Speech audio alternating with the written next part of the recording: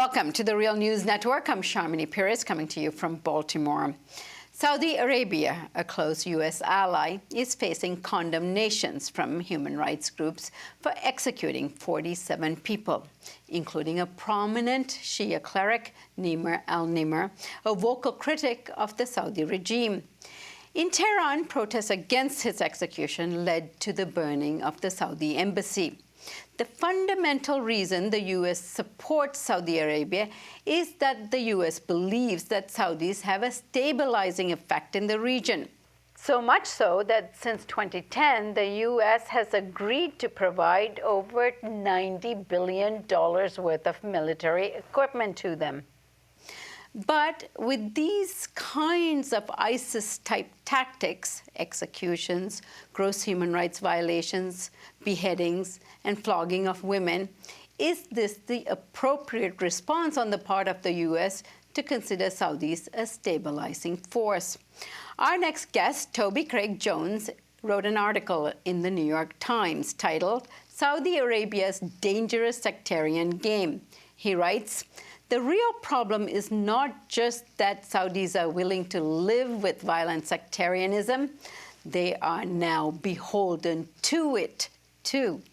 The fact that the kingdom's leaders have embraced sectarianism so recklessly suggests that they have little other choice.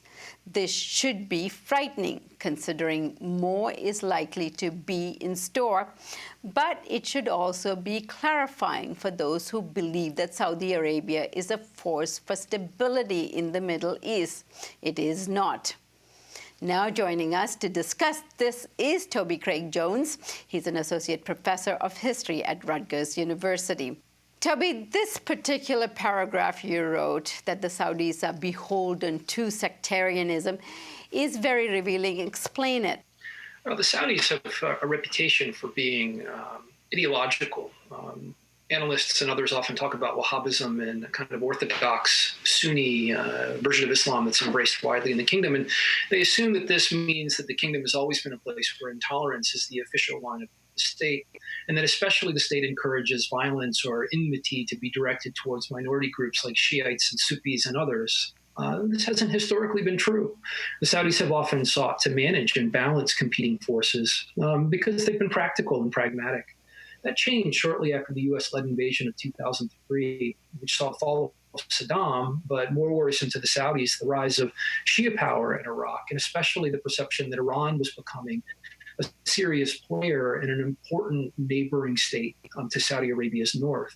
Ever since, the Saudis have exploited sectarianism periodically. Within the last 5 years, we've seen it become much more explosive. First, with respect to the Arab uprisings, the Saudis intervened in a popular uprising in Bahrain and called it an Iranian-backed sectarian event. They've justified their backing of al-Qaeda-affiliated groups that take on President al-Assad in Syria because they deem Assad to be an instrument of Shiite Iran. And they've justified their war in Yemen, partly around the issue of sectarianism. So we've seen an escalation of sectarianism in the Saudi approach to both geopolitics and domestic political challenges. At a certain point, we have to argue, and I think it's time to conclude that the Saudis are stuck. They've chosen a certain pathway. It is a terribly dangerous one. It puts them in the same company as groups like Daesh, ISIS, and others who are sectarian and who are murderous with sectarianism in mind. I haven't seen any indication that the Saudis are willing to back away from this, to talk in alternative ways, or to seek resolutions that would help the region escape from a kind of growing Shia-Sunni menace or danger, patterns of violence and others. And so we have to conclude that the Saudis are committed to this path, and it doesn't bode well for the region's future.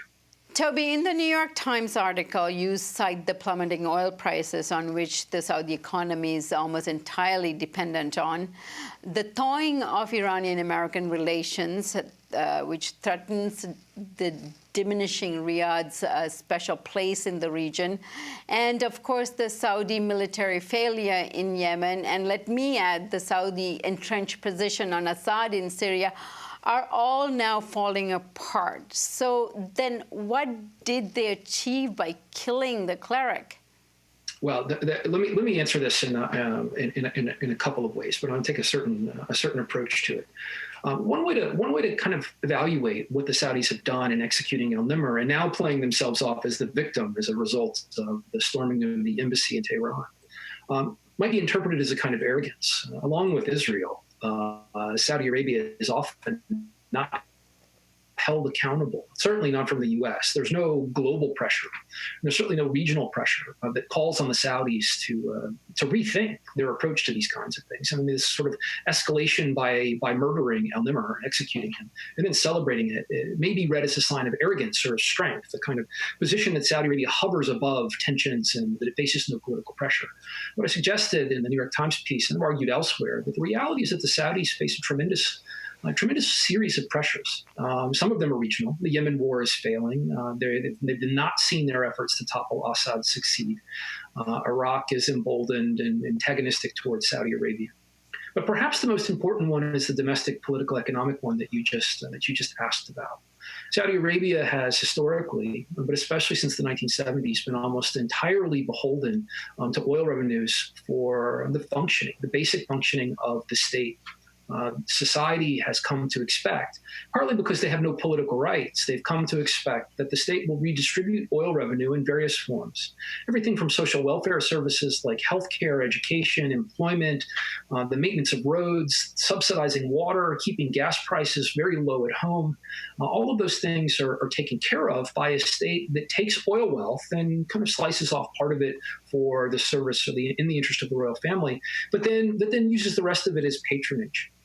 As oil prices decline, however, and they've been low in the past historically, and the Saudis have kind of muddled through, but as oil prices decline now, it puts the system under pressure. It means there's less of the pie to go around, and how the Saudis redistribute all of this becomes a fundamental challenge.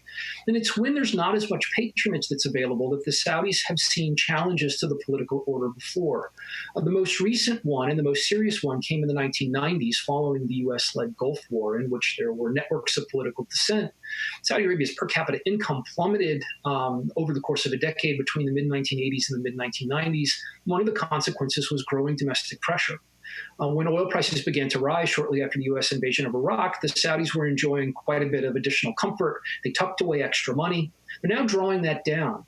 Their 2016 national budget forecast predicts a $100 billion shortfall that has not yet been met with reduced spending, but it's likely that reduced spending will come in the works, that it will be in the order sometime in the next 12 to 18 months. I think the Saudis probably anticipate that this is a real potential problem. So how to deflect political pressure or uncertainty that would come along with the kind of cutting or chipping away of the social welfare state is something the Saudis want to try to manage. And one thing that I've argued is that sectarianism, assassinating Shiites, murdering Shiites, executing them, whatever we want to call it, and pursuing foreign military adventures framed around Shiism, provoking a crisis with Iran, is one way to deflect attention. There's a kind of fundamental kind of variable at work here that I think we're all familiar with, and that is that in times of political pressure and domestic uncertainty, citizens will rally around the flag when there's a foreign war, and they'll look away from the erosion of civil liberties or a poor-performing economy. I think Saudis are banking on using sectarianism to accomplish something similar. Toby, about 10% of the population in Saudi Arabia's 30 million people are Shia. Now, the cleric was also Shia, and he had been living and working there.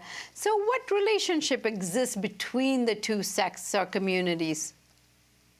Yeah, this is an incredibly complicated, it implies an incredibly complicated set of things to sort through. I'm part of a group of academics and scholars and others who have observed the region and who have in many ways staked our careers and our scholarly arguments on the notion that sectarianism that we're seeing today, the kind of Sunni-Shia dynamic, is relatively new. This isn't an ancient hatred. It hasn't been around forever. And kind of shorthand invocation of this as a forever conflict that we can never wrap our minds around. It's just simply not the case, especially in places like Saudi Arabia and Bahrain. I mean, it is true that Shiites have been singled out by extremists and even by the state in Arabia, in the Middle East more generally, Wahhabi militias in the 19th century sacked Najaf and Karbala, and Wahhabi militias aligned with the El Saud in the early part of the 20th century would have liked nothing more than to wipe out the Shia community on the eastern shores of Arabia. But your question, is an important one in the sense that the reality for most of the 20th century is that both the Saudi state and the vast majority of Saudi citizens did not primarily see themselves through the lens of Sunni or Shia. This wasn't a dynamic that characterized relationships. And when they did come into contact with one another, whether it was in the oil fields or working for Aramco, or as the eastern province of Saudi Arabia developed, which happens to be where all of Saudi Arabia's oil is, as well as where most of the Shiites live, they pursued similar ends, oftentimes through the lens of labor. They worked together. They agitated against Aramco, or what they perceived to be U.S. imperialism, together. In the age of Nasser, they saw themselves as sharing interests around Arab socialism. And even in the 1970s, revolutionary politics, whether through the lens of Baathism or other things, became common points of interest as sort of a shared vocabulary. Things changed in the 1980s, though, and you saw a kind of rise of revolutionary Shiism. That dissipated in the 1990s, so more of an accommodationist strain. I think the most recent and most interesting intersection of interests actually came after 9/11, especially in Saudi Arabia. Following the terrorist attacks, the revelation that there were Saudis involved in all of this, a group of Saudis banded together across sectarian lines, Sunni and Shiite, academic and otherwise professionals, and began calling for political reform. They submitted petitions, they worked together, they did all kinds of things, and they set aside the perception or the possibility of sectarian difference. With the outbreak of the Iraq War, this was undone. The Saudi state cracked down on them, began framing issues in sectarian terms, and it's really been the Saudi regime, along with its allies in Bahrain, to a less extent, but still evident in Kuwait and elsewhere, that have used sectarianism as a wedge to break apart their citizens. This is a 15-year-old project, maybe 10 years that it's been most intense. But I think the idea that we need to struggle with is that this hasn't been a permanent condition. It is the product and consequence of deliberate manipulation on the part of political authorities in Saudi Arabia and elsewhere. All right, Toby, thank you so much for joining us in this segment, and we're going to take up another segment in terms of the regional implications of all of this. Thank you.